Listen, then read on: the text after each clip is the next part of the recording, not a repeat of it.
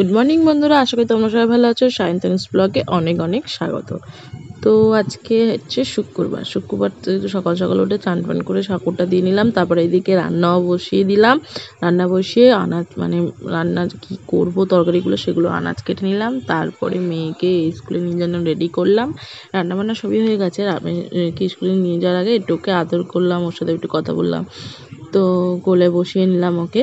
তারপরে ওকে নিয়ে স্কুলে গেলাম। স্কুলে গিয়ে বসেছিলাম ওকে নিয়ে একেবারেই বাড়িতে আসার জন্য। তারপর যখন ওর ছুটি হলো ওকে নিয়ে বাড়ি এলাম। ওর বায়না হচ্ছে মশলা মুড়ি খাবে, তো ওকে মশলা মুড়িও কিনে দিলাম। এই দেখো মশলা মুড়ি খাচ্ছে। তো বাড়ি এসে ওকে ভাত খাওয়ালাম, ডাল সেদ্ধ আর মাছ ভাজা দিয়ে ভাত। তার মাঝে একটা জায়গায় গেছিলাম, সে ভিডিও আর করা হয়নি। তো তারপর ও যখন ঘুমিয়ে পড়লো তারপরে আমি ঘর দোর সব পরিষ্কার করলাম। পরিষ্কার করে নিয়ে